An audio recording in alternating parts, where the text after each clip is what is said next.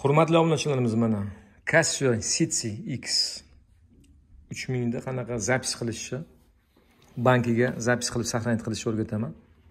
Uning uchun biz registrlarga ritmli strukturani, stilni tanlab olib, ovozlari bilan saqlanib qo'yamiz. Nima kerak ovoz bo'lsa, hammasini 3-4 ta ovozni saqlanib qo'yamiz.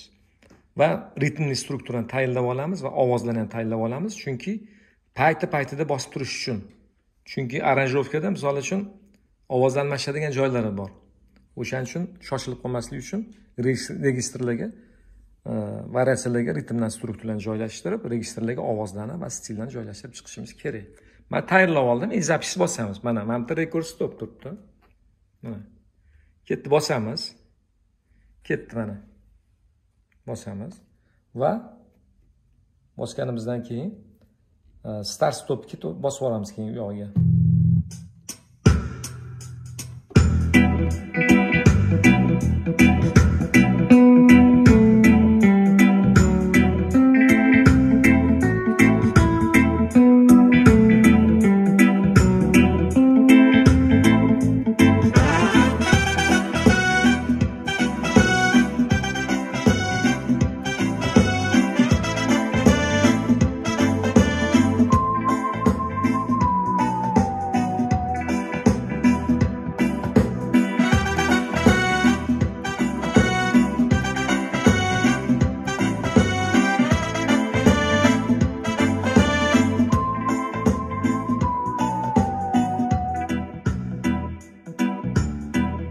Mana shu.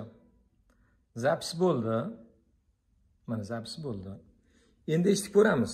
Qanaqa zapis bo'ldi? Mana start stopda 0.37 ga tushdi. Eshitamiz. Eshitamiz.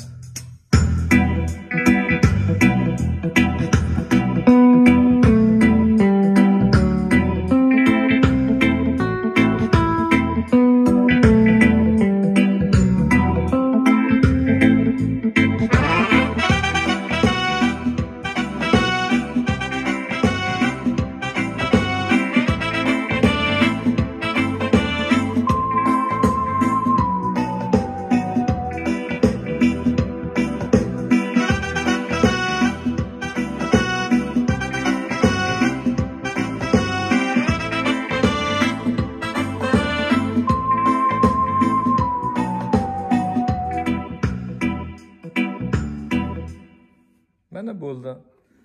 Nimani chalgan bo'lsa, shuni zapis qilib bemalol chalib berdi.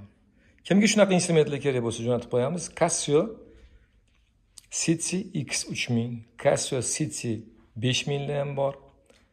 City X 700, City X 800 da ham bor. Casio turli tumanlari kelgan, bemalol murojaat qilinglar. Farzandlariga ham olib bersanglar bo'ladi. Farzandlaringizga ham olib bersanglar bemalol mazza qilib chalishadi. Omon bo'linglar. Kimga shunaqa instrumentlar kerak bo'lsa, jo'natib qo'yamiz mana.